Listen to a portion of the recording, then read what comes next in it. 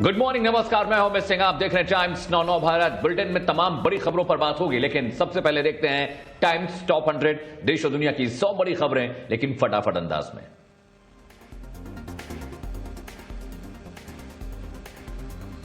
PM Modi आज भारत मध्य एशियाई देशों की पहली शिखर बैठक की मेजबानी करेंगे। कई देश इसमें शामिल होंगे। शिखर बैठक में Kazakhstan, Kyrgyz Republic Tajikistan, Turkmenistan व उज्बेकिस्तान के राष्ट्रपति शिरकत करेंगे। विदेश मंत्रालय ने इसकी जानकारी दी है। विदेश मंत्रालय के मुताबिक बैठक एक नई और बड़ी शुरुआत है, जिसके जरिए सभी देशों से मजबूत संवाद स्थापित होगा। आज अमित शाह मथुरा के दौरे पर रहेंगे। सुबह करीब 11 बजे वृंदावन पवनहंस हेलीपैड पर पहुंचेंगे। चुनाव प्रचार से पहले अमित शाह बांके बिहारी के दर्शन करेंगे। स्थानीय लोगों से भी मुलाकात करने की योजना है। बीजेपी को फिर से यूपी की सत्ता में लाने के लिए अमित शाह मथुरा में डोर टू डोर वोट मांगेंगे। मथुरा के बाद शाह ग्रेटर नोएडा के दादरी के तुगलकपुर गांव जाएंगे। लोगों से बीजेपी के पक्ष में वोट करने की अपील करेंगे। आज यूपी के शाहजहांपुर दौरे पर बीजेपी के अध्यक्ष जेपी नड्डा होंगे। विधानसभा चुनाव को लेकर कई संगठनात्मक बैठकें करेंगे। बीजेपी अध्यक्ष जेपी नड्डा आज शाहजहांपुर में डोर टू डोर कैंपेन के जरिए सदर बाजार में घर घर जाकर प्रचार करेंगे। जेपी नड्डा शाहजहांपुर में कई बैठकें करेंगे। बीजेपी कार्यकर्ताओं को जीत का मंत्र देंगे। सीएम योगी आज बिजनौर के दौरे पर रहेंगे। सीएम 3 विधानसभा के कार्यकर्ताओं से मुलाकात करेंगे। जयंत चौधरी ने ठुकराया अमित शाह का ऑफर। बोले, न्योता मुझे नहीं, 700 किसान परिवारों को दो जिनके घर आपने उजाड़ दिए। अमित शाह से मुलाकात के बाद प्रवेश वर्मा ने कहा था, बीजेपी के दरवाजे जयंत के लिए हमेशा खुले। अमित शाह ने कहा, जयंत ने गलत घर चुना। पश्चिमी यूपी के जाट नेताओं से अमित शाह की मुलाकात। बीजेपी सांसद प्रवेश वर्मा के घर पर जाट नेताओं की बैठक। चुनाव से पहले पश्चिम को साधने में जुटी बीजेपी। अमित शाह ने कहा, जाटों से उनका विशेष जुड़ाव है और उनकी मांगे उनके दिल में। चुनाव के बाद वो इन पर काम करेंगे। सूत्रों के मुताबिक मीटिंग में जाट नेताओं ने 2 प्रमुख मांगे रखी। पहला, गन्ने का पेमेंट और दूसरा, जाटों को आरक्षण। संजीव बालियान ने कहा, जाट नाराज नहीं है। अमित शाह ने उनकी समस्या सुनी। जाट बीजेपी के साथ है। अमरोहा के एसपी प्रत्याशी ने पुलिस को चैलेंज किया। बोले, 16 बार जा चुका हूं जेल। सचिन पायलट आज गाजियाबाद में करेंगे डोर टू डोर कैंपेन। दोपहर 2 बजे करेंगे प्रेस कॉन्फ्रेंस।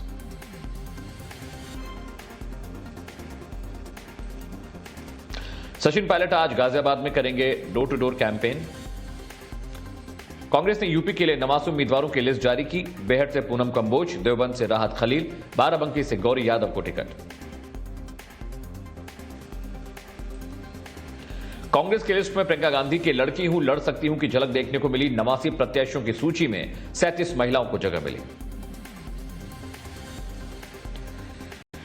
एआईएमआईएम ने यूपी चुनाव के लिए 6वीं लिस्ट जारी की। 8 प्रत्याशियों के नाम का ऐलान किया।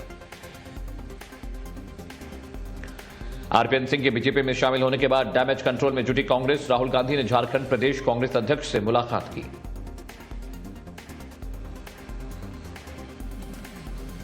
झारखंड प्रदेश कांग्रेस के अध्यक्ष राजेश ठाकुर ने राहुल गांधी से मुलाकात के बाद कहा, राज्य की सियासत पर चर्चा हुई।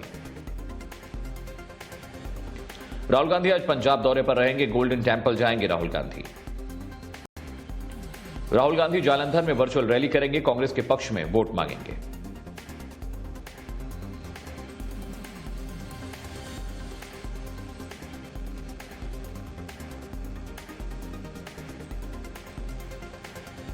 पंजाब कांग्रेस अध्यक्ष नवजोत सिंह सिद्धू के खिलाफ अमृतसर से विक्रम सिंह मजीठिया चुनाव लड़ेंगे। सुखबीर बादल ने कहा, सिद्धू के अहंकार को खत्म करने के लिए मजीठिया को टिकट दिया।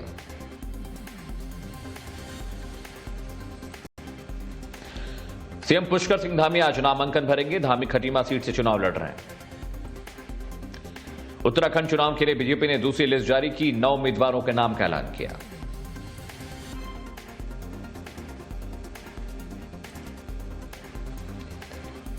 उत्तराखंड कांग्रेस के बड़े नेता के बीजेपी में शामिल होने की खबर बीजेपी सूत्रों के हवाले से यह खबर आई है।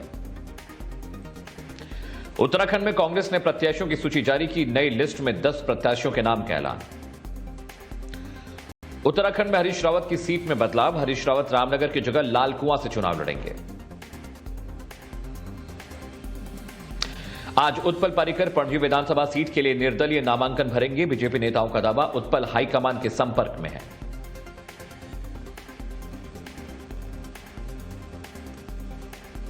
गुलाम नबी आजाद, साइरस पूनावाला को पद्म भूषण सम्मान से नवाजा गया।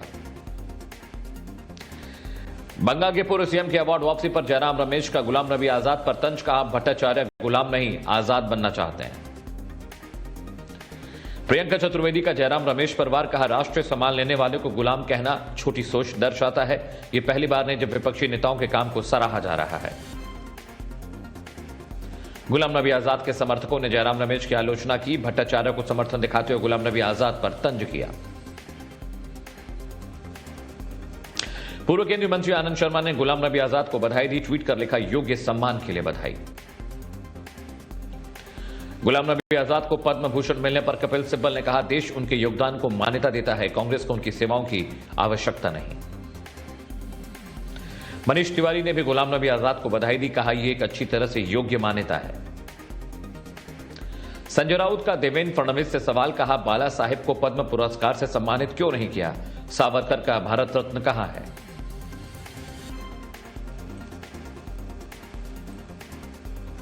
एक बार फिर से टाटा समूह की हो सकती है एयर इंडिया, सूत्रों के हवाले से खबर।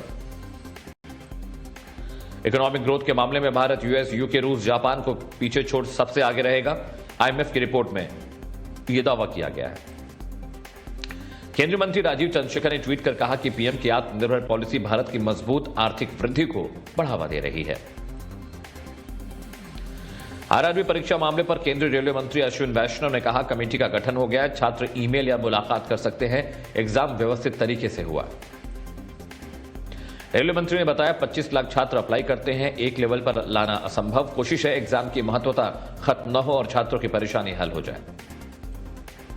गया में छात्रों का प्रदर्शन जारी, ट्रेन की बोगी में आग लगाई, आग लगाने वाले छात्रों की पहचान हुई।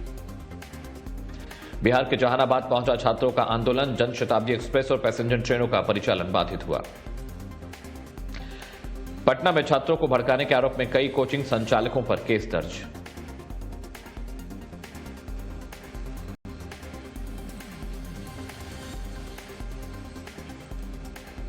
प्रयागराज में छात्रों की पिटाई के मामले में कार्रवाई, 6 पुलिसकर्मी सस्पेंड, 1000 अज्ञात लोगों पर मामला दर्ज हुआ।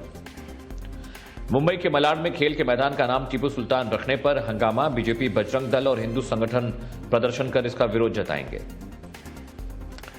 टीएमसी का 4 सदस्यीय प्रतिनिधिमंडल आज दिल्ली में मुख्य चुनाव आयुक्त से मुलाकात करेगा। गोवा चुनाव में पुलिस पर बीजेपी की मदद करने का आरोप लगाया। टीएमसी सांसद डोला सेन वायरल वीडियो पर कार्रवाई की मांग की, वीडियो में पश्चिम बंगाल का नक्शा गलत दिखाने का आरोप लगाया। महाराष्ट्र कैबिनेट की बैठक आज, कई अहम मुद्दों पर हो सकती है चर्चा। दिल्ली में जल्द खुल सकते हैं school, deputy CM Manish Sisodia ने कहा, डीडीएमए की बैठक में सुझाव रखेंगे। डीडीएमए की अहम बैठक आज, कोरोना की मौजूदा स्थिति पर चर्चा हो सकती है। डीडीएमए की बैठक में बाजारों और वीकेंड कर्फ्यू को हटाने को लेकर भी चर्चा होगी। बाजारों में ऑड इवन को लेकर भी बातचीत हुई। दिल्ली में पिछले 24 घंटे में कोरोना के 7498 नए मामले सामने आए हैं। 29 मरीजों की कोविड के चलते मौत हुई है। मुंबई में पिछले 24 घंटे में कोरोना के 1558 नए केस, 13 लोगों की संक्रमण के चलते मौत हुई है। उत्तर प्रदेश में पिछले 24 घंटे में कोरोना के 10,000 से ज्यादा केस, संक्रमण में 23 की मौत। मध्य प्रदेश में कोरोना के मामले बढ़े, बीते 24 घंटे में करीब 10,000 केस सामने आए, 8 लोगों की संक्रमण से मौत हुई। बिहार में पिछले 24 घंटे में कोरोना के 2120 नए केस, कोरोना के 12,596 एक्टिव मरीजों का इलाज चल रहा है। असम में पिछले 24 घंटे में कोरोना के 1951 केस, 21 की मौत।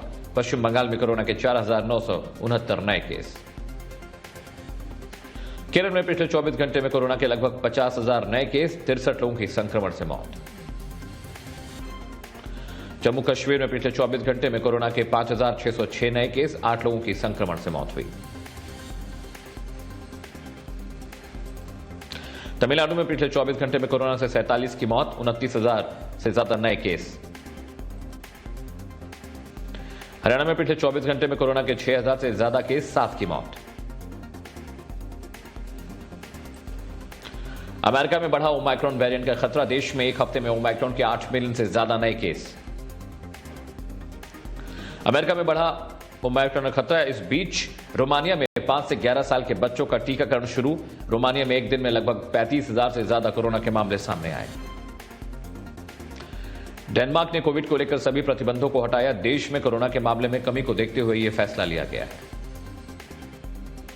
कॉपीराइट उल्लंघन मामले में गूगल के सीईओ सुंदर पिचाई समेत 5 के खिलाफ एफआईआर, मुंबई पुलिस ने यह एफआईआर दर्ज की है।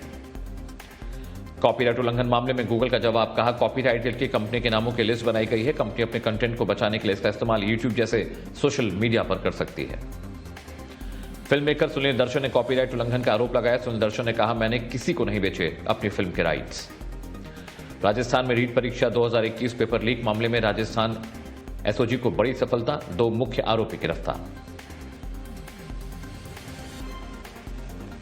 जम्मू कश्मीर के शोपियां में सुरक्षा बलों और आतंकियों में मुठभेड़ जारी, 3 जवान जख्मी, इलाके को सुरक्षा बलों ने घेरा।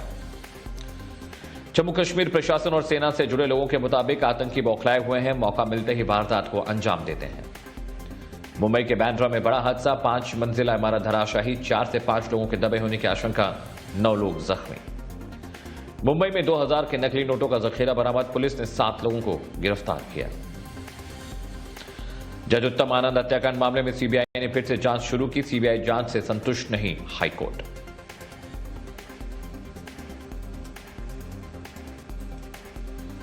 बिहार के वैशाली में 4 लोगों ने युवक पर गोलीबारी की, युवक ध्वजारोहण के बाद घर लौट रहा था।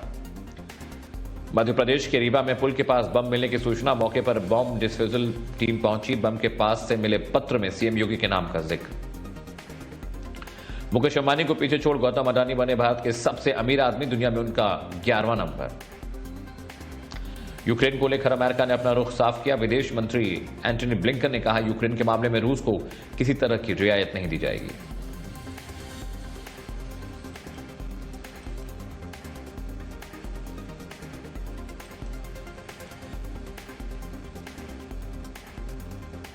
यूक्रेन संकट को लेकर नाटो का बयान, कहा राजनीतिक समाधान अब भी मुमकिन। यूक्रेन बॉर्डर के पास अभ्यास के लिए रूस की राइफल डिवीजन रवाना, रूस के रक्षा मंत्रालय ने वीडियो जारी किया। रूस और बेलारूस में युद्ध की खबरों के बीच बेलारूस की सैटेलाइट इमेज, बॉर्डर पर भारी मात्रा में सेना और सैन्य वाहनों को तैनात किया गया। सीरिया की सबसे बड़ी जेल में आईएस के आतंकियों को पकड़ा, पिछले हफ्ते इस्लामिक स्टेट के आतंकियों ने जेल पर हमला किया था। अमेरिका के मिल्वॉकी काउंटी में एक युवक ने डिप्टी शेरिफ को मारी गोली, शेरिफ घायल, संदिग्ध ने खुद को भी गोली मारी।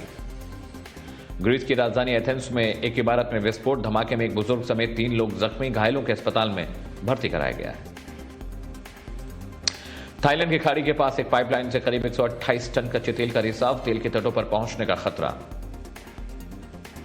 पेरू के समंदर में 8 बैरल और कच्चे तेल का रिसाव, टोंगा में ज्वालामुखी विस्फोट फटने की वजह से रिसाव शुरू हुआ।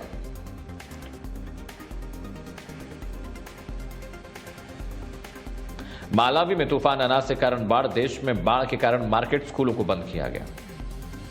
ग्रीस में कई दिनों से लगातार भारी बर्फबारी जारी, एथेंस में बर्फबारी की वजह से सड़कों पर वाहनों के टायर फंसे, बचाव दल रेस्क्यू में जुटे। हिमपात की वजह से इस्तांबुल में सीमित उड़ानों की अनुमति, इस्तांबुल एयरपोर्ट में बर्फ के भार से छत गिरने का डर। जम्मू कश्मीर के पुंछ में भीषण शीतलहर और बर्फबारी के बीच पेट्रोलिंग करते दिखे जवान। वेस्टइंडीज सीरीज के लिए टीम इंडिया के खिलाड़ियों के नाम की घोषणा, रोहित शर्मा कप्तान, विराट वनडे और टी20 दोनों के खेलेंगे। पूर्व क्रिकेटर युवराज सिंह बने पिता, पत्नी हेजल कीश ने बेटे को जन्म दिया। ड्वेन ब्रावो पर चढ़ा फिल्म पुष्पा का खुमार, बांग्लादेश प्रीमियर लीग में विकेट मिलने पर अल्लू अर्जुन के अंदाज में डांस करते दिखे। पाकिस्तान सुपर लीग 2022 सीजन के आगाज से पहले कराची स्टेडियम में आग लगी, आज से लीग की शुरुआत।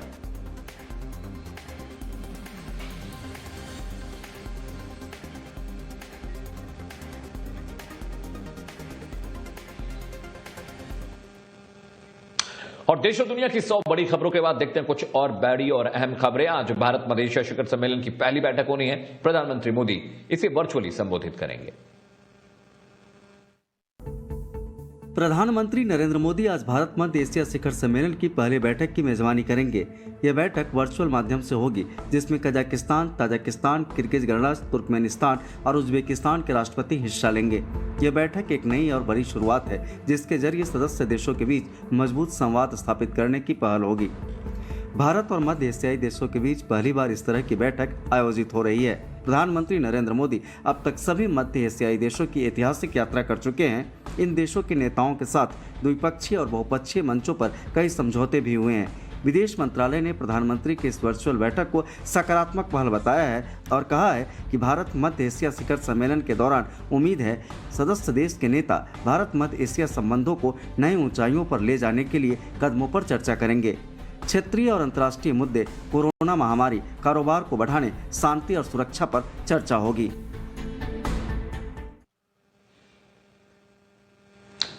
और आज गृह मंत्री अमित शाह मथुरा और वृंदावन के दौरे पर रहेंगे। 1 मिनट के भीतर ये पूरी खबर समझिए। यूपी चुनाव में जीत हासिल करने के लिए बीजेपी ने कमर कस ली है।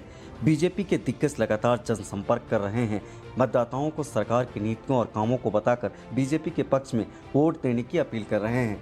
इसी कड़ी में आज चुनाव में धार देने के लिए मथुरा और वृंदावन में केंद्रीय गृह मंत्री अमित शाह का दौरा प्रस्तावित है।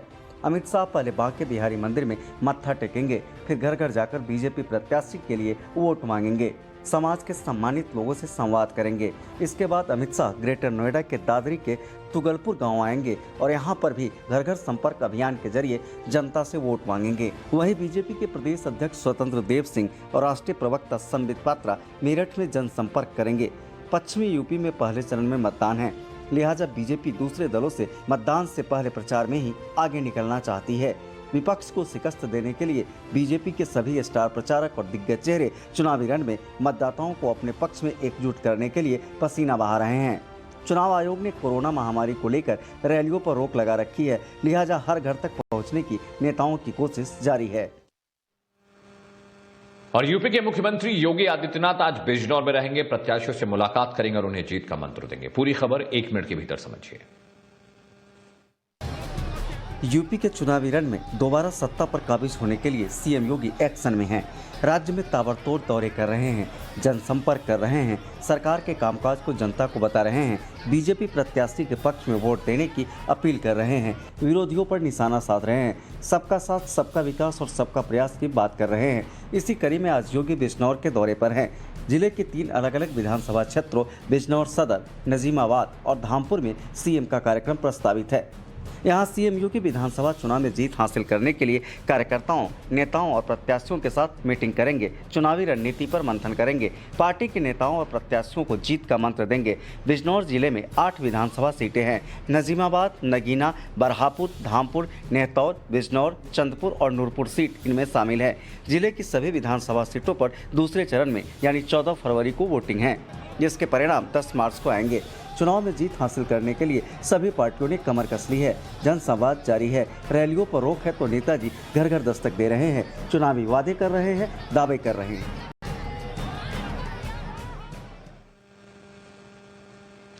और आज बीजेपी के राष्ट्रीय अध्यक्ष जेपी नड्डा दौरे पर रहेंगे, शाहजहांपुर में लोगों से मुलाकात करेंगे। क्या है उनका कार्यक्रम, 1 मिनट के भीतर इस रिपोर्ट में देखिए। उत्तर प्रदेश के चुनावी रण में घमासान जारी है। 2022 में फिर से 300 प्लस का दावा कर रही बीजेपी एक्शन में है। पहले और दूसरे चरण को देखते हुए पार्टी के दिग्गज नेता चुनावी मैदान में हैं। यूपी में गृह मंत्री अमित शाह, रक्षा मंत्री राजनाथ सिंह और बीजेपी अध्यक्ष जेपी नड्डा डेरा जमा चुके हैं। आज नड्डा शाहजहांपुर के दौरे पर रहेंगे। यहाँ वो कई संगठनात्मक बैठक करेंगे और विधानसभा चुनाव के मद्देनजर कार्यकर्ताओं और पार्टी पदाधिकारियों से मिलेंगे, चुनावी रणनीति पर मंथन करेंगे, डोर टू डोर प्रचार करेंगे, प्रत्याशियों के पक्ष में वोट मांगेंगे, संगठन के पदाधिकारियों को जीत का मंत्र भी देंगे और तैयारियों का फीडबैक लेंगे। कोरोना वायरस के संक्रमण को लेकर निर्वाचन आयोग के दिशा निर्देशों को देखते हुए बीजेपी घर घर संपर्क अभियान चला रही है। संगठन के कार्यकर्ता इस अभियान में पहले से ही जुटे हैं। अब पहले और दूसरे चरण में शामिल विधानसभा सीटों वाले जिलों के लिए वरिष्ठ नेता पसीना बहा रहे हैं। केंद्र और राज्य सरकार के कामकाज जनता को गिना रहे हैं, विपक्ष पर वार कर रहे हैं, उनकी खामियों को उजागर कर रहे हैं और डबल इंजन की सरकार से विकास की राग अलाप रहे हैं। और यूपी चुनाव में बीजेपी ने आरएलडी को साथ आने का न्यौता दिया, लेकिन आरएलडी ने इसे सिरे से नकार दिया। क्या थी मना करने की वजह, 1 मिनट के भीतर इस रिपोर्ट में देखिए। यूपी विधानसभा चुनाव से ठीक पहले अमित शाह ने पश्चिमी यूपी के जाट के साथ बैठक की। बीजेपी सांसद प्रवेश वर्मा के आवास पर यह बैठक हुई। इस बैठक के बाद प्रवेश वर्मा ने कहा कि जयंत चौधरी ने एक गलत रास्ता चुन लिया है। यहाँ के समाज के लोग उनसे बात करेंगे और उनको समझाएंगे। बीजेपी ने कहा कि जयंत चौधरी के लिए दरवाजा हमेशा खुला है। हम तो चाहते हैं कि वो हमारे घर में आए, लेकिन उन्होंने दूसरा घर चुना है। सूत्रों से मिल रही जानकारी के मुताबिक अमित शाह ने जाट नेताओं के साथ हुई बैठक में कहा कि चौधरी चरण सिंह की वो हमेशा इज्जत करते रहे हैं। उनकी विरासत जयंत चौधरी के लिए उन्होंने दरवाजे खोल रखे थे और आगे भी दरवाजे खुले रहेंगे। अमित शाह ने कहा कि जाटों ने हमेशा बीजेपी को आशीर्वाद दिया है, समर्थन और प्यार किया है। जब जब झोली जाट समाज के आगे बीजेपी ने फैलाई है, जाट समाज ने अपने वोट से झोली भर दिए हैं। जाट दूसरे की सोचता है और बीजेपी भी दूसरे की सोचती है। हालांकि इस बयान के बाद जयंत चौधरी ने इस ऑफर को ठुकरा दिया है। उन्होंने कहा, न्योता मुझे नहीं, उन 700 किसान परिवार को दे जिनके घर बीजेपी ने उजाड़ दिए हैं। जयंत चौधरी ने समाजवादी पार्टी से गठबंधन किया है और दोनों ही पार्टी पश्चिमी यूपी में उम्मीदवारों के नामों की घोषणा कर चुकी है। और पंजाब में होने वाले विधानसभा चुनावों के लिए राहुल गांधी आज वर्चुअल रैली करने वाले हैं। 1 मिनट के भीतर पूरा अपडेट समझिए। आज राहुल गांधी पंजाब के चुनावी अखाड़े में उतरेंगे। अमृतसर में स्वर्ण मंदिर में मत्था टेकेंगे और पार्टी के 117 उम्मीदवारों के साथ लंगर में प्रसाद लेंगे। राहुल गांधी दुर्गियाना मंदिर और भगवान वाल्मीकि तीर्थ स्थल पर भी मत्था टेकेंगे। कांग्रेस प्रत्याशियों के लिए वोट मांगेंगे। जालंधर के मीठापुर से पार्टी की डिजिटल रैली को संबोधित करेंगे। राहुल गांधी के सामने पंजाब दौरे पर कांग्रेस नेताओं की आंतरिक कलह से निपटना भी बड़ी चुनौती है। इसके अलावा नवजोत सिंह सिद्धू और चरणजीत सिंह चन्नी की ओर से लगातार कांग्रेस पार्टी पर सीएम का चेहरा घोषित करने के लिए दबाव बनाया जा रहा है। राहुल गांधी के सामने भी पार्टी नेताओं की ओर से इस मुद्दे को उठाया जा सकता है। पंजाब में कांग्रेस अब तक 109 उम्मीदवारों की घोषणा कर चुकी है और जल्द ही अन्य नामों की घोषणा करने की उम्मीद है। कैप्टन अमरिंदर सिंह का भारतीय जनता पार्टी के साथ गठबंधन और आम आदमी पार्टी की उपस्थिति ने कांग्रेस की टेंशन बढ़ा दी है। पंजाब में 20 फरवरी को विधानसभा चुनाव के लिए वोट डाले जाएंगे और मतगणना 10 मार्च को होगी।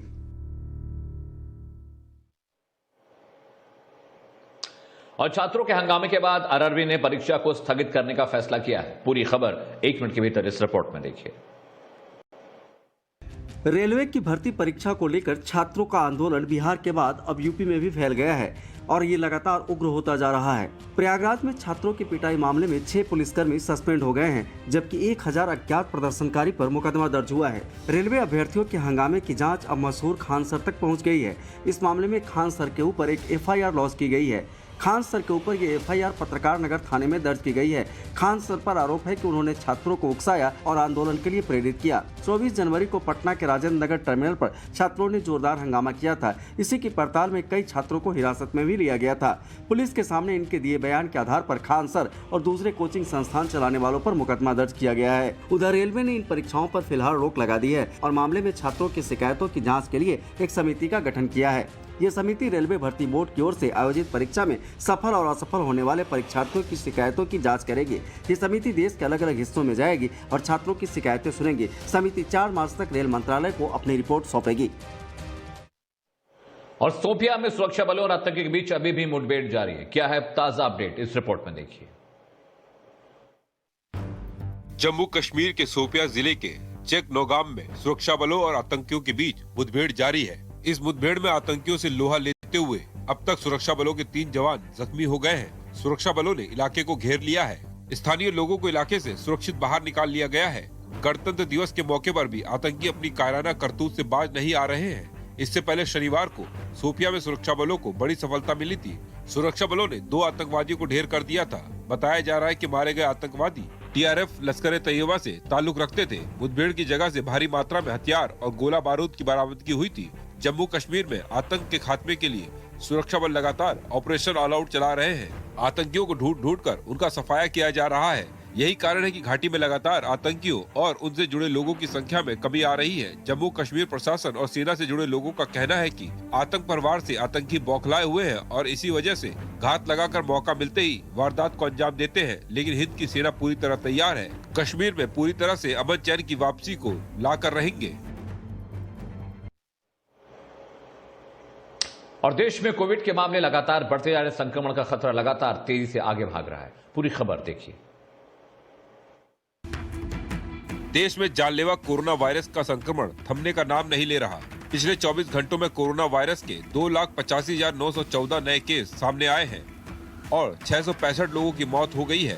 देश में इस समय पॉजिटिविटी रेट 16.16% है। केंद्रीय स्वास्थ्य मंत्रालय की ओर से जारी किए गए आंकड़ों के मुताबिक देश में अब तक एक्टिव मामलों की संख्या बढ़कर 22,23,018 हो गई है। इस बीच सरकारी सूत्रों का कहना है कि देश में कोरोना की तीसरी लहर में 15 फरवरी तक मामलों में कमी आ जाएगी। आंकड़ों के मुताबिक कल 2,99,073 लोग ठीक हुए, जिसके बाद अभी तक 3,73,70,971 लोग संक्रमण मुक्त हो चुके हैं। देश में टीकाकरण मुहिम के तहत अभी तक कोरोना वायरस रोधी टीकों की 163 करोड़ से ज्यादा खुराक दी जा चुकी है। कल 59,50,731 डोज दी गई, जिसके कारण अब तक वैक्सीन की 163,58,44,536 डोज दी जा चुकी है। और कोविड को लेकर दिल्ली में आज डीडीएमए की अहम समीक्षा बैठक होनी, जिसमें आगे का जो काम करने का तरीका है उस पर फैसला होगा, किस तरह से इन्फेक्शन को कम किया जाए। पूरी खबर 1 मिनट में देखिए। दिल्ली में कोरोना संक्रमण के मामलों में कमी आई है। पिछले 24 घंटे में दिल्ली में कोरोना के 7,458 नए मामले सामने आए हैं और 29 लोगों की मौत हो गई है। दिल्ली सरकार का मानना है कि अब कोरोना का पीक गुजर चुका है और आने वाले दिनों में मामलों में और ज्यादा कमी आएगी। दिल्ली में आज कोरोना संक्रमण की समीक्षा के लिए डीडीएमए की बैठक है, जिसमें इस बात पर भी चर्चा होनी है कि दिल्ली में वीकेंड कर्फ्यू और बाजारों में ऑड इवन के हिसाब से खुल रही दुकानों जैसी पाबंदियों में क्या कोई छूट दी जा सकती है या नहीं। उधर डिप्टी सीएम मनीष सिसोदिया ने कहा है कि बैठक में दिल्ली में स्कूल खोलने के प्रस्ताव भी रखेंगे। सिसोदिया का कहना है कि छात्रों को अधिक नुकसान से बचाने के लिए स्कूलों को फिर से खोलना जरूरी है। उधर महाराष्ट्र में बुधवार को कोरोना के 35,756 नए मामलों की पुष्टि हुई है, जबकि 79 लोगों की महामारी की वजह से मौत हुई है। वहीं मुंबई में एक दिन में कोरोना के 858 नए मामले सामने आए हैं और 13 लोगों की जान चली गई। राज्य के स्वास्थ्य विभाग का कहना है कि राज्य में कोरोना वायरस के नए वेरिएंट ओमिक्रॉन का कोई भी नया मामला सामने नहीं आया है। और मुंबई के बांद्रा में एक बड़ा हादसा हुआ है। 5 मंजिला इमारत गिर गई, जिसके नीचे कई लोगों के दबे होने की आशंका है। पूरी खबर 1 मिनट में देखिए।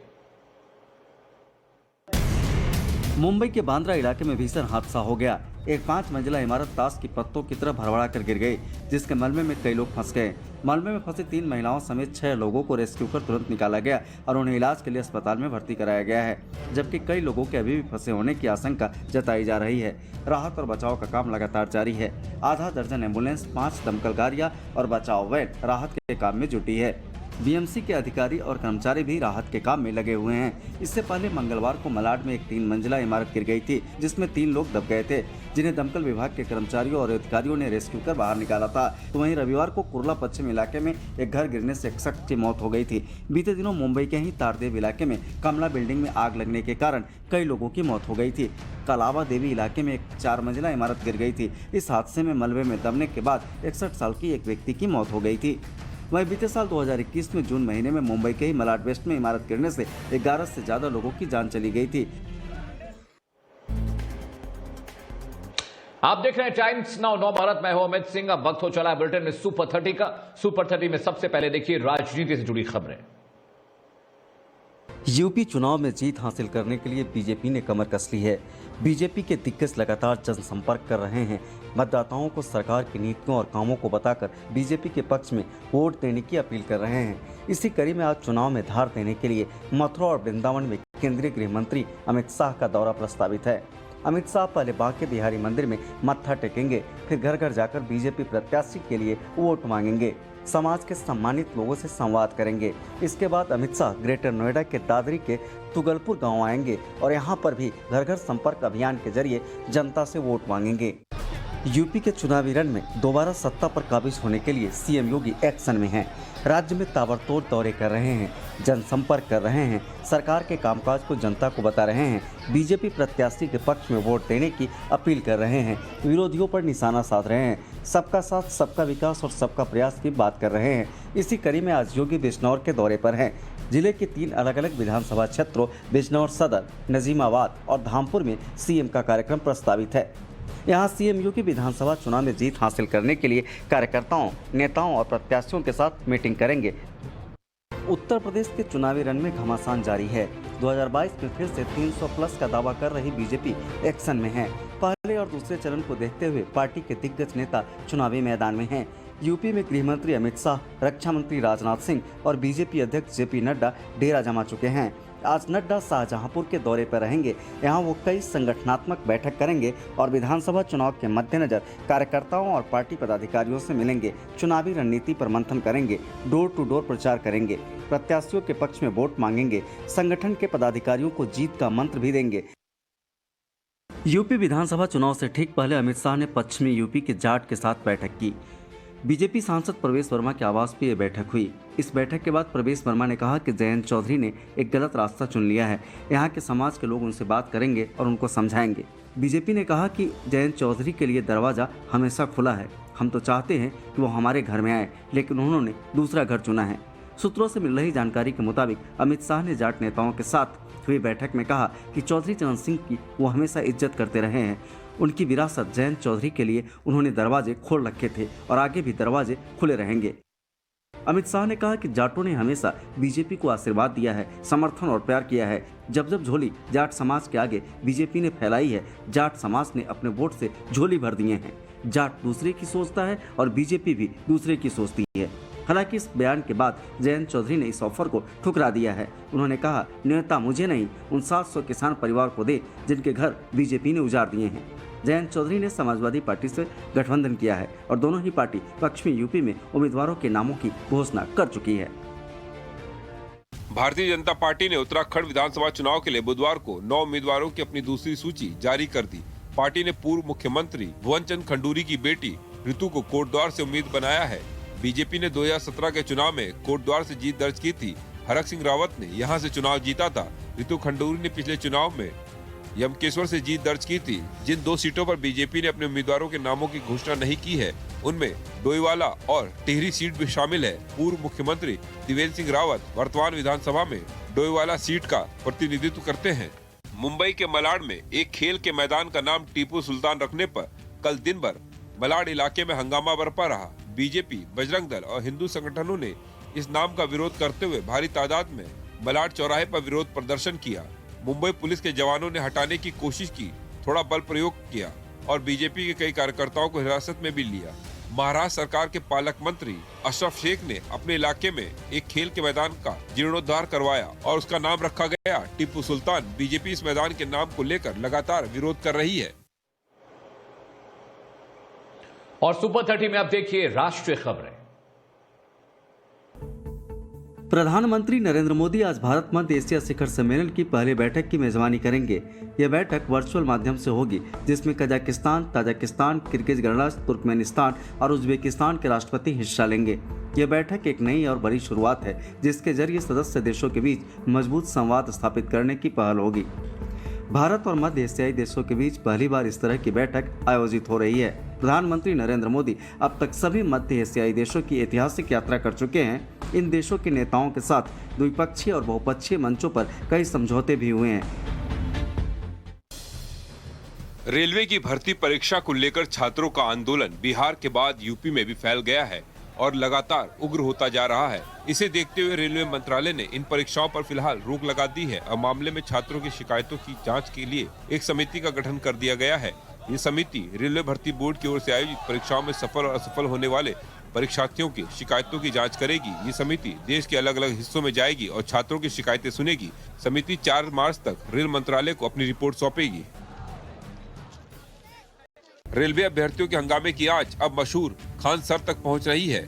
इस मामले में खान सर के ऊपर एक एफआईआर दर्ज की गई है। खान सर के ऊपर यह एफआईआर पत्रकार नगर थाने में दर्ज की गई है। खान सर पर आरोप है कि उन्होंने छात्रों को उकसाया और आंदोलन के लिए प्रेरित किया। 24 जनवरी को पटना के राजेंद्र नगर टर्मिनल पर छात्रों ने जोरदार हंगामा किया था। इसी की पड़ताल में कई छात्रों को हिरासत में लिया गया था। पुलिस के सामने इनके दिए बयान के आधार पर खान सर और दूसरे कोचिंग संस्थान चलाने वालों पर मुकदमा किया गया है। जम्मू कश्मीर के शोपियां जिले के चेक नौगाम में सुरक्षा बलों और आतंकियों के बीच मुठभेड़ जारी है। इस मुठभेड़ में आतंकियों से लोहा लेते हुए अब तक सुरक्षा बलों के 3 जवान जख्मी हो गए हैं। सुरक्षा बलों ने इलाके को घेर लिया है। स्थानीय लोगों को इलाके से सुरक्षित बाहर निकाल लिया गया है। गणतंत्र दिवस के मौके पर भी आतंकी अपनी कायराना करतूत से बाज नहीं आ रहे हैं। इससे पहले शनिवार को शोपियां में सुरक्षा बलों को बड़ी सफलता मिली थी। सुरक्षा बलों ने 2 आतंकवादियों को ढेर कर दिया था। बताया जा रहा है कि मारे गए आतंकवादी TRF लश्कर तैयबा से ताल्लुक रखते थे। मुठभेड़ की जगह से भारी मात्रा में हथियार और गोला बारूद की बरामदगी हुई थी। जम्मू कश्मीर में आतंक के खात्मे के लिए सुरक्षा बल लगातार ऑपरेशन ऑल आउट चला रहे हैं। आतंकियों को ढूंढ कर उनका सफाया किया जा रहा है। यही कारण है कि घाटी में लगातार आतंकियों और उनसे जुड़े लोगों की संख्या में कमी आ रही है। जम्मू कश्मीर प्रशासन और सेना से जुड़े लोगों का कहना है कि आतंक प्रवार से आतंकी बौखलाए हुए हैं और इसी वजह से घात लगाकर मौका मिलते ही वारदात को अंजाम देते हैं। लेकिन हिंद की सेना पूरी तरह तैयार है। कश्मीर में पूरी तरह से अमन चैन की वापसी को लाकर रहेंगे। और सुपर 30 में आप देखिए कोविड से जुड़ा अपडेट। देश में जानलेवा कोरोना वायरस का संक्रमण थमने का नाम नहीं ले रहा। पिछले 24 घंटों में कोरोना वायरस के 2,85,914 नए केस सामने आए हैं और 665 लोगों की मौत हो गई है। देश में इस समय पॉजिटिविटी रेट 16.16% है। केंद्रीय स्वास्थ्य मंत्रालय की ओर से जारी किए गए आंकड़ों के मुताबिक देश में अब तक एक्टिव मामलों की संख्या बढ़कर 22,23,018 हो गई है। वहीं इस महामारी से जान गंवाने वालों की संख्या बढ़कर 4,91,127 हो गई है। एक रिपोर्ट के अनुसार कोरोना का नया वेरिएंट ओमाइक्रॉन अब देश में कम्युनिटी स्तर पर फैल गया है। कोरोना का यह नया वेरिएंट देश में दूसरी लहर के लिए जिम्मेदार डेल्टा वेरिएंट को रिप्लेस करता जा रहा है।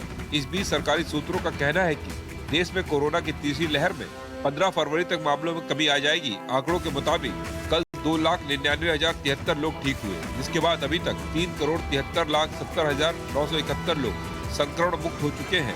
देश में टीकाकरण मुहिम के तहत अभी तक कोरोना वायरस रोधी टीकों की 163 करोड़ से ज्यादा खुराक दी जा चुकी है। कल 59,50,731 डोज दी गई, जिसके कारण अब तक वैक्सीन की 163,58,44,536 डोज दी जा चुकी है। दिल्ली में कोरोना संक्रमण के मामलों में कमी आई है। पिछले 24 घंटे में दिल्ली में कोरोना के 7,458 नए मामले सामने आए हैं और 29 लोगों की मौत हो गई है। दिल्ली सरकार का मानना है कि अब कोरोना का पीक गुजर चुका है और आने वाले दिनों में मामलों में और ज्यादा कमी आएगी।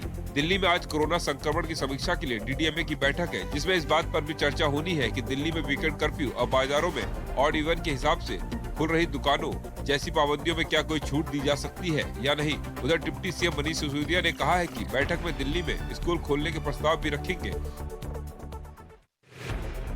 महाराष्ट्र में बुधवार को कोरोना के 35,756 नए मामलों की पुष्टि हुई है, जबकि 79 लोगों की महामारी की वजह से मौत हुई है। वहीं मुंबई में एक दिन में कोरोना के 858 नए मामले सामने आए हैं और 13 लोगों की जान चली गई। राज्य के स्वास्थ्य विभाग का कहना है कि राज्य में कोरोना वायरस के नए वेरिएंट ओमाइक्रॉन का कोई भी नया मामला सामने नहीं आया है। और सुपर 30 में आप देखिए राज्यों से जुड़ी अहम और बड़ी खबरें। मध्य प्रदेश के जबलपुर में गंभीर हादसा होते होते बच गया। राइट टाउन स्टेडियम में आयोजित गणतंत्र दिवस के मौके में एक ड्रोन आकर नीचे गिर गया। समारोह के कार्यक्रम में हिस्सा ले रही 2 युवतियां इस ड्रोन हादसे की चपेट में आने से घायल हो गई, जिसके बाद तुरंत मौके पर एम्बुलेंस बुलाकर उन्हें अस्पताल भेजा गया। जानकारी के मुताबिक ड्रोन कैमरा एग्रीकल्चर विभाग की ओर से आया था, जिसे अभिनव सिन्हा ठाकुर नाम का युवक ऑपरेट कर रहा था। जांच में ऑपरेटर की लापरवाही की बात सामने आई है, जिसके बाद पुलिस ने उसे गिरफ्तार कर लिया है। मुंबई क्राइम ब्रांच ने नकली इंडियन करेंसी छापने वाले गैंग का भंडाफोड़ किया है। पुलिस ने इस गैंग के 7 लोगों को गिरफ्तार किया है। इस गैंग के लोगों के पास से 7 करोड़ की नकली करेंसी बरामद की गई है। इस गैंग ने 2-2 हजार के नोट की करेंसी अपने पास रखी हुई थी। साथ ही क्राइम ब्रांच को इन लोगों के पास से लैपटॉप, 7 फोन, गाड़ी और सिम कार्ड मिले हैं। इस गैंग के लोगों पर आरोप है कि ये लोग मुंबई के दूसरे गैंग के लोगों को नकली नोट बेचा करते थे, जिसके बाद दूसरे गैंग के लोग इन नकली नोटों को खुदरा बाजार में चलाते थे। मुंबई के बांद्रा इलाके में बुधवार को बहुमंजिला इमारत गिर गई। बताया जा रहा है कि यह हादसा दोपहर करीब 3:55 पर हुआ, जिसके बाद दमकल की गाड़ियां तुरंत मौके पर पहुंची और राहत और बचाव कार्य में जुट गई। घायलों को VN देसाई अस्पताल और दूसरे अस्पतालों में भर्ती कराया गया है। मुंबई में कई इमारतें हैं जो पुरानी हो चुकी हैं, जर्जर हैं, लेकिन इसके बावजूद भी लोग इन इमारतों में रह रहे हैं। बीते दिनों मुंबई के ताड़देव इलाके में एक बहुमंजिला इमारत में आग लगने के कारण 6 लोगों की मौत हो गई थी। बिहार के हाजीपुर में गणतंत्र के जश्न के बीच खूनी खेल खेला गया। मामला हाजीपुर के राधोपुर का है, जहां झंडा फहराने के दौरान बाइक सवार बदमाशों ने समारोह में फायरिंग कर दी। इस फायरिंग में एक शख्स को गोली लग गई, जिसे जख्मी हालत में अस्पताल लाया गया। गोलीबारी करने वाले अपराधी घटना को अंजाम देकर वहां से फरार हो गए। झंडारोहण के दौरान हुई गोलीबारी की सूचना मिलते ही मौके पर पुलिस के बड़े अधिकारी पहुंचे। घटनास्थल पर पुलिस ने अपनी जांच शुरू कर दी है। पुलिस ने बताया, परिवार के अनुसार घायल का सुबह किसी से विवाद हुआ था। और आर्थिक मोर्चे पर भारत के लिए अच्छी खबर है। आईएमएफ ने भारत की जीडीपी 9% रहने का अनुमान जताया है। पूरी खबर देखिए। आर्थिक मोर्चे पर भारत के लिए अच्छी खबर आई है। इंटरनेशनल मॉनेटरी फंड ने 2022 में 9% और 2023 में 7% देश की जीडीपी रहने का अनुमान लगाया है। इससे पहले पिछले साल अक्टूबर में आईएमएफ ने 2021 में भारत की जीडीपी 9.5% और 2022 के लिए 8.5% की भविष्यवाणी की थी। सबसे खास बात यह है कि ये अनुमानित आंकड़े अमेरिका, यूके और चीन के अनुमानित जीडीपी से दोगुने हैं। दुनिया के किसी भी देश के मुकाबले ये सबसे ज्यादा है। केंद्रीय मंत्री राजीव चंद्रशेखर ने ट्वीट करते हुए कहा है कि गणतंत्र दिवस के मौके पर एक और अच्छी खबर सामने आई है। पीएम मोदी की नीतियों की वजह से हिंदुस्तान विकास की राह पर तेजी से आगे बढ़ रहा है। आईएमएफ की भविष्यवाणी के मुताबिक ग्लोबल इकोनॉमी 2022 में 4.4% की गति से आगे बढ़ेगी। वहीं 2023 में 3.8% तक गिरने का अनुमान है। दुनिया की सबसे बड़ी इकोनॉमी अमेरिका 4% की दर से बढ़ेगा, जबकि चीन 4.8% की दर से आगे चलेगा। और टीपू सुल्तान के नाम से एक मैदान का उद्घाटन होने के बाद सियासी बवाल मचा हुआ है। क्या इस बवाल की वजह, इस रिपोर्ट में देखिए।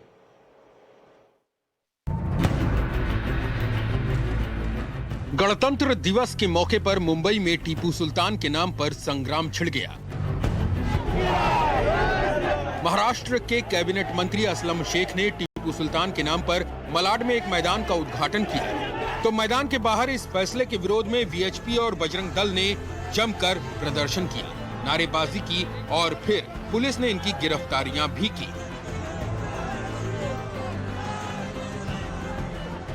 असलम शेख ने इस विरोध के लिए बीजेपी को कोसा और महाराष्ट्र के पूर्व सीएम देवेंद्र फडणवीस पर हिंदू मुस्लिम की राजनीति करने का आरोप लगाया। टीपू सुल्तान के नाम पर बड़े बड़े सड़कों का काम और नाम देने का जो है, अभी जो विधायक हैं उन्होंने भी अनुमोदन दिया। और आज मुझे अफसोस हुआ कि देवेंद्र फडणवीस जैसे बड़े नेता ने इसके अंदर कहा कि इस नाम का विरोध करते हैं। बीजेपी, बजरंग दल और वीएचपी मलाड के इस टीपू सुल्तान ग्राउंड का विरोध कई दिनों से कर रही थी। देवेंद्र फडणवीस ने इसका कड़ा विरोध करते हुए कहा था कि हिंदुओं का कत्लेआम करने वाला टीपू सुल्तान कभी देश का गौरव नहीं हो सकता। जिसके बाद बीएमसी की मेयर किशोरी पेडनेकर ने बीजेपी से सवाल पूछा था कि फिर साल 2013 में बीजेपी ने गोवंडी में एक पार्क का नाम टीपू सुल्तान के नाम पर क्यों रखा था। लेकिन इसके बाद बीजेपी ने शिवसेना पर फिर से पलटवार किया और पूछा कि शिवसैनिकों ने फिर टीपू सुल्तान ग्राउंड का विरोध क्यों किया। शिवसेना का ही मुख्यमंत्री राज्य में है और उन्हीं के कार्यकर्ता अब सड़कों पर उतरे हैं। ये पूर्णतः लोगों को मूर्ख बनाने का प्रयास है। खास बात यह है कि इस पूरे प्रकरण में महाराष्ट्र के मुख्यमंत्री उद्धव ठाकरे खामोश हैं और उनकी चुप्पी के बीच महाराष्ट्र में टीपू सुल्तान के नाम पर सियासत जबरदस्त है। Bureau report, times now, Navbharat.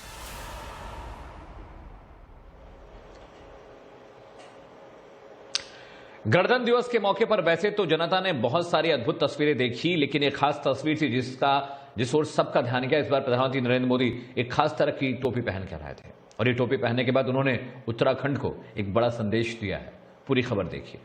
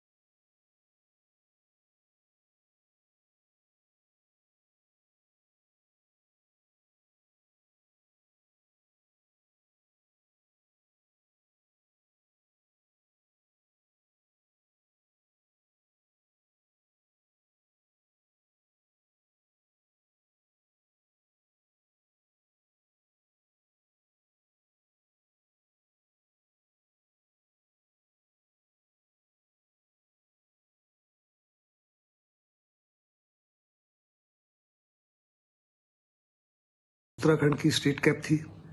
उसमें जो ब्रह्मा कमल फूल है वो भी स्टेट का फूल है और कहा जाता है कि प्रधानमंत्री जब भी केदारनाथ जाते हैं पूजा के समय इसी फूल का इस्तेमाल करते हैं। वंस अगेन बड़ा क्लियर पॉलिटिकल मैसेज भेजा गया उत्तराखंड के लोगों को कि प्रधानमंत्री जो है वो हर प्रकार से स्टेट के साथ अपने आप को जोड़ रहे हैं।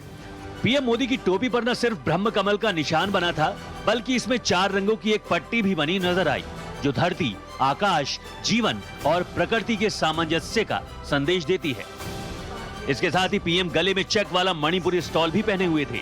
गणतंत्र दिवस जैसे खास मौके पर पीएम मोदी के इस पहनावे में कई संकेत निकल रहे हैं। पीएम के इस लुक को दोनों पहाड़ी राज्य उत्तराखंड और मणिपुर में होने वाले विधानसभा चुनाव से जोड़ा जा रहा है। मणिपुर में भी 2 चरण में विधानसभा चुनाव होने हैं। ऐसे में पीएम मोदी के मणिपुरी गमछा और उत्तराखंडी टोपी पहनने के पीछे छिपे सियासी संकेत भी माने जा रहे हैं। Bureau report, times now, Navbharat. और इस गणतंत्र दिवस की एक विशेषता और आपको जाननी चाहिए। ये खूबी देश के साधारण व्यक्ति से जुड़ी है जिन्होंने अपने जीवन में असाधारण काम किए और ये गरीब लोग देश के सर्वोच्च नागरिक सम्मान में से एक पद्मश्री के हकदार बने।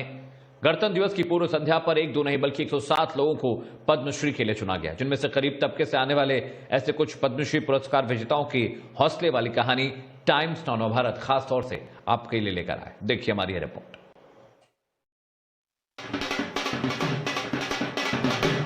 इस घर के बाहर ढोल नगाड़े बज रहे हैं।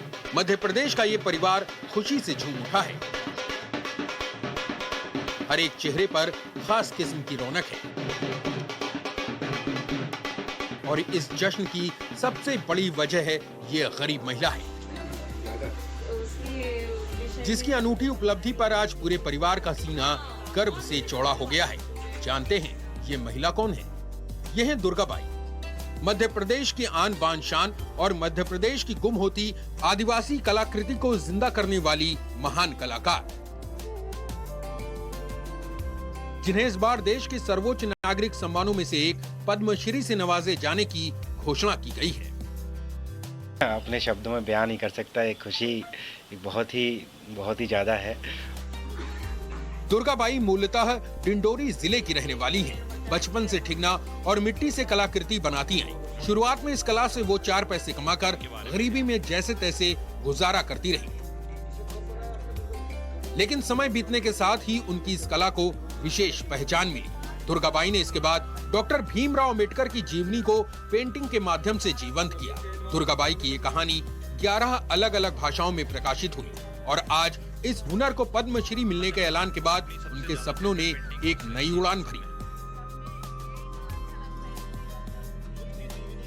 दुर्गा को आज जो है पद्मश्री अवार्ड से सम्मानित आज हमको खबर मिला, तो हमको खाना नहीं मिलने की उसी में हमारा पेट भर गया। आज बहुत खुश हैं हम लोग, बहुत खुश हैं। खास बात यह है कि पिछली बार की तरह इस बार के पद्मश्री पुरस्कारों में भी ज्यादातर गरीब शख्सियतों का ही बोलबाला रहा। दुर्गाबाई के अलावा अंतर्राष्ट्रीय स्तर पर बुंदेलखंड के परंपरागत राई लोक नृत्य को खास पहचान दिलाने वाले सागर जिले के राम साहेब पांडे का नाम भी पद्मश्री पुरस्कार पाने वालों में शामिल हुआ। 94 साल के राम साहेब पांडे को भारत सरकार ने कला के क्षेत्र में पद्मश्री पुरस्कार देने की घोषणा की और इस घोषणा के बाद राम साहेब पांडे के घर में भी जश्न का माहौल दिखा। भारत सरकार ने जो हमारे लिए आज दिया है, इसको तो हम कभी भूल नहीं सकते हैं। ये देश के वो आम लोग हैं जिनकी अपनी खूबी से एक खास पहचान बन चुकी है। अब इन्हें सम्मानित करने के लिए राष्ट्रपति भवन का ऐतिहासिक दरबार हॉल सजाया जाएगा और जब ये आम लोग राष्ट्रपति भवन के रेड कारपेट पर राष्ट्रपति के हाथों देश के चौथे सबसे बड़े नागरिक सम्मान पद्मश्री पाने के लिए आएंगे, तो ये नजारा देखकर पूरा देश इन पर गर्व महसूस करेगा। Bureau report, times now Navbharat.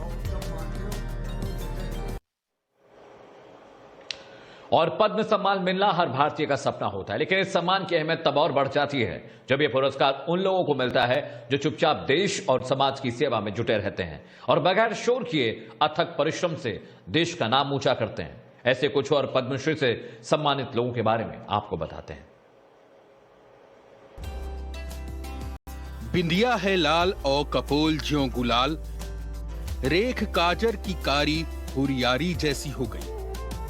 होठ लाल लाल लागे पान को कमाल, आज मानिए दशहरा की तैयारी जैसी हो गई। छतरपुर के रहने वाले डॉक्टर अवध किशोर जड़िया जब बुंदेली भाषा में ऐसी कविताएं लिखते थे तो अक्सर उनसे उनके अपने ही पूछ बैठते थे कि इससे हासिल क्या होगा, और अब इससे इस कवि को जो हासिल हुआ उससे यकीन मानिए पूरा परिवार गर्व से भर गया। डॉक्टर अवध किशोर जड़िया को साहित्य सृजन के लिए पद्मश्री मिला।